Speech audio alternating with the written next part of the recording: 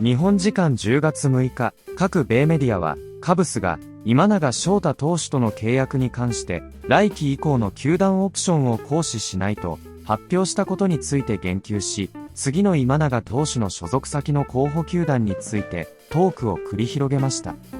また、米メディア、MLB ネットワークでは、佐々木、大谷、山本といった日本人投手の成功も、彼にとっては、プラスに働くはず。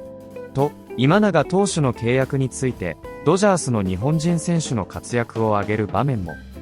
ここからは、その様子を字幕付きでご紹介します。While you were watching something else last night, there was some baseball news. Another new animation. Hey, we got breaking news on this one, Harold. This just came in this morning. Like right now, hot off the press. Courtesy of Jesse Rogers. Breaking news. Shota Imanaga is a free agent. Team rejects their option to extend his contract out to a 5th year. That triggered his ability to exercise a $15 million player option for 2026. He declined that as well. So the backstory here, no word on the qualifying offer. Here's some more information on this, Harold, because we had questions too. And Mark Sales put together some notes for us here. So the Cubs had a 3-year option for him that would have guaranteed him just over $57 million. Right. Cubs declined that option, and I think his second half performance had a lot to do with that Cubs decision. Mm-hmm. So since they declined, he could have picked up a $15 million player option, and if he had done that, this whole thing would have repeated. 15 or 5-0? 15-1-5. Okay. And if he'd done that, then the whole thing would have repeated itself next year. Right. Cubs pick up an option for a big piece of money. Yep. They could. So now that they've both declined the options, he's a free agent. Well, and he's also a qualifying offer eligible free agent. So last year, qualifying offer was what, 21 million, somewhere in that range? You got to figure this guy was healthy. His arm's there. I think with no doubt with what we saw from Sasaki, from Shohei, and from Yamamoto affects this guy in a positive. Because there's no way in my mind he gets less than $60 million for 3 years. Somebody's going to pay for that healthy arm. I He's guess. going to get paid. I mean, dude, if you're not a little scared by the second half, then pay closer attention. 20 homers. Yeah. I mean, he's a fly ball guy to begin with. Yep. And those fly balls were leaving the ballpark after the All-Star break. He goes to San Francisco, and all of a sudden you got a star player. That's San Francisco, Anaheim, Seattle, huge Japanese markets. You know, when you're looking at San Fran and really Seattle, all I need is one team. And now he starts to negotiate. $60 million. We're paying some pitchers $20, $50 million a year to throw 20 starts. Well, we know this, and your point's well taken. He's going to get the qualifying offer at very minimum this year, right? Sounds like. So saying no to the $15 million option. 6 already. That was easy, right? And I think also easy for the Cubs to say, we don't like the way this looks for 3 years. Yes. You know, if it was a 1-year option they could have picked up, sure. But it's a chunk thing that they had to say no to. Get creative with that. Cubs are going to need somebody to pitch next year, though, because he did chew up a lot of innings. I'm telling you, he eats up innings. He stayed healthy. And that's what we don't have in the big leagues. Yeah, right. You don't have it. Happy off season, and we have news. You heard Matt and Harold talking about Shota Imanaga, a free agent. How and why? The team started it. How'd we get here? Yes, Lauren, good morning. First of all, yes, I've been sitting here in this chair since the end of Game 7. Ready to go. Happy off-season, happy hot stove season to all. And we have some news this morning. As Maddie talked about earlier, Jesse Rogers, first to report, Shota Imanaga is now officially a full free agent. Now, it's also true that the Cubs can give him the qualifying offer, so we have to see how that all plays out in the coming days. But this, Lauren, came down to 2 things. Number one, the Cubs believed that with the available options for them in free agency that they could do more with 2 years times $20 million per. It was a 2-year, $40 million deal that they declined. So they believe that with the available options out there via trade, via free agency, that they can add to their budget in a more constructive and efficient way with that money. And then on the flip side, Imanaga believes that with some corrections and adjustments to that second half that Maddie referenced, it seemed as though Imanaga may have come back early, Lauren, from that lower body injury that may have affected his effectiveness there in the second half. So with a full off season, Imanaga, his camp believe that he'll be able to have a much more first half of 2025 and really all of 2024 type season for him now going forward. So there's the belief that a 2 or a 3 year deal could be out there for him. So Imanaga now joining a group of free agent pitchers that's actually heavily on the left-handed side of the equation. There you see Framber Valdez, Ranger Suarez. So 3 high-end lefties now with Shota joining that group. Shane Bieber, we're still waiting to hear as of today about the outcome of that player option. Maybe Bieber and the Jays working on the potential of staying there in Toronto based on his success there, of course, helping them get to the 7th game of the World Series. Some other names there: Cease, Gallen, Eflin, Kelly, Bassett, Martinez. And then on the reliever side of the equation, I think some really intriguing names there. We know Ryan Helsley, for example, did not pitch great into the second half, but someone that they believe certainly could bounce back in a big way and have a strong season. Edwin Diaz, Robert Suarez, he just opted out. So I think, Lauren, as Matt and Harold talked about earlier, plenty of depth there on the pitching side of the equation. And now the free agent bats. Pete Alonso has officially opted out. Bregman has opted out. I think probably the biggest name, Kyle Tucker, the outfielder, of course, from the Chicago Cubs. As the guys talked about, maybe the production dipped a little bit in the second half. We'll see what that nets out for his overall value. Kyle Schwarber, an MVP finalist. What an amazing year that he had. Bo Bichette, I think, in so many ways helped his free agent cause, Lauren, with the way that he played hurt in the World Series. He showed the adaptability to play second base. That's really important. Josh Naylor, I think if the Mariners win the ALCS, he might have been the ALCS MVP. He was that great for the Mariners there. And then Munetaka Murakami, one of the heroes for Team Japan at the last WBC.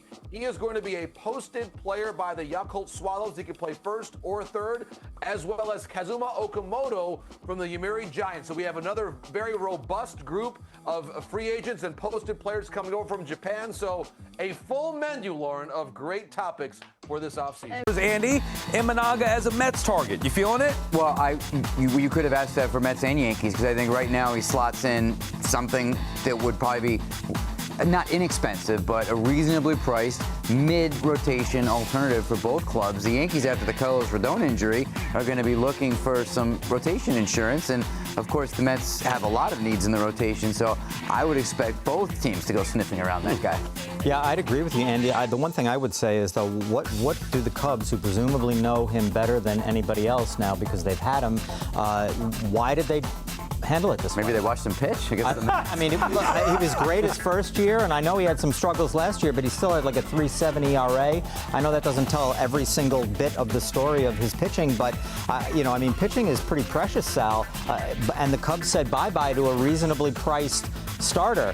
So what does that mean? Good question. He's also entertaining, so I like that aspect of it as well. All right. Where will Shota Imanaga go? Most of the opt-out news that we've heard over the last 48 hours is expected. Alex Bregman, even Robert Suarez, the list goes on and on. Pete Alonso. Shota Imanaga's situation was unique, guys. The Cubs, first of all, could have extended this to a 5-year contract from when they signed him. So they would have had to lock in 3 more seasons now for $57.75 million. They said no. Then he gets a player option that he can exercise for $15.25 million. He said no. He's getting more than 1 year, 15 on the free agent market. There is still one more layer that we don't know about. I don't think a decision is needed for a minute. The qualifying offer. It's about $22 million this year. The Cubs can throw a qualifying offer his way. That would be more than the player option. He probably, again, would say no. It does hurt your free agency a bit. It often hurts 1 or 2 free agents per year. And that's what the qualifying offer is for, to try and keep prices down for certain players. That happened to Nick Pivetta last year, and that was to the benefit of the Padres. So I think the first question, AJ, is, do you think this was the right call? We don't know the medicals. We don't know everything else going on, but Do you think you think he was worth the 3 years, He's almost worth a 60? 3-year 57. Yeah. For me, the way he pitched, are you finding me another? If Luis Robert, you're saying isn't worth 20 million, Shota Imanaga's not worth 19 million with the way he pitched and what he's done and the excitement he brings and the marketing that he brings. Let's not forget, there's a big marketing component to this too, is Shota. So I don't understand this. Why the Cubs wouldn't do this? They think they're going to get him on a cheaper deal, or are there bigger, better fish out there they can get? I don't understand this at all. I never even thought this was a possibility. I thought this was like, okay, Shota's there for 3 more years. Nope. Surprise. The whole qualifying offer throws a wrench in it for me. I think they want him back. I don't think they want 3 more years of him. I think they see him as somebody that will be 35 years old at the end of that contract, which, in my opinion, is not that old for pitchers.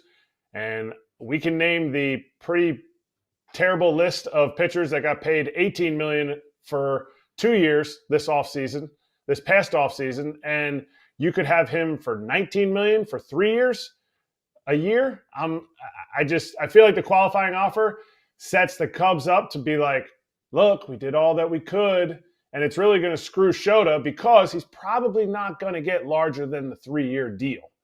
And when you're giving up a draft pick, teams are just they're gonna sit there and they're gonna hem and haw, and then he's gonna have that, what is it, 21.7, I think this year is the qualifying offer. He's gonna have that hanging over his head, and it's gonna hurt him. Or the Cubs will be like, hey, look, we offered it to him. Hey, that's a lot of money. It's more than you would have made before. But the reality is it's really undercutting his value for a guy that for the last 2 years has been great for this team. Can I bring up the other side? I love Shota Imanaga. He is one of my favorites to watch. He had a much worse year, AJ. What? I have a great team for him to go to. He loves Chicago. White Sox, baby! Yeah! Wait, but his numbers were down a lot this year, guy. I'm just bringing.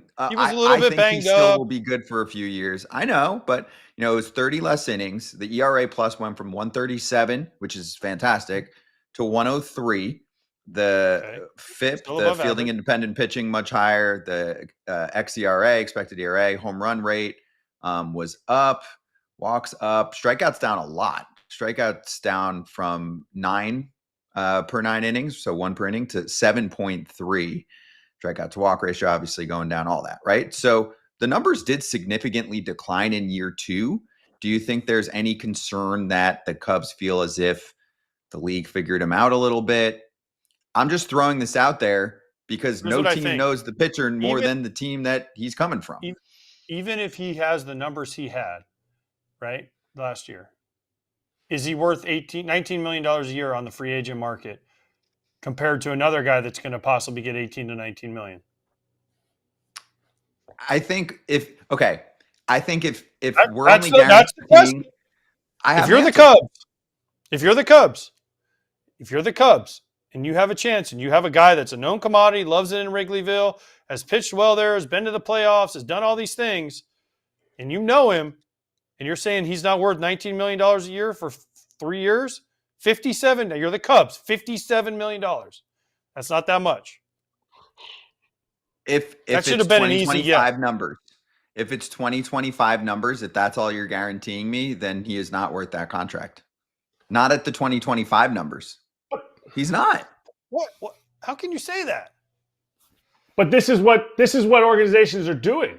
Organizations will sit there and they'll go, he did. His home run rate after he came back from the IL was the worst in baseball. It carried into the postseason. Like, we don't want this. They're convincing themselves this is not a good option. And that's fine. You can do that. Your formula can say we don't want him. Who are the Cubs going to get for the same price? Dollar for dollar, pitcher for pitcher, who are they going to get? And that's where I think teams like the Cubs, who are clearly, they're a playoff team. They wanted to make the playoffs. They don't quite want to go the rest of the way. They trade some of their guys to be able to get Kyle Tucker. And then at the end of the season, he kind of petered out. So we're not going to go get him. We had Cody Bellinger. He had a great year for us, and then he had a down year. We're fine trading him. Instead of saying, like the team that we just talked to Max Muncy about, we're pushing all in. We got everything we need. We have the core that we need. We have great pieces in Cade Horton. Justin Steele's going to come back. We're going to add another starting pitcher. We're going to keep Shota, and we're going to add a mega piece to our lineup because we are a rich franchise that takes all the fans away from the White Sox, and we have this entire city of Chicago. Shota Imanaga was opted out.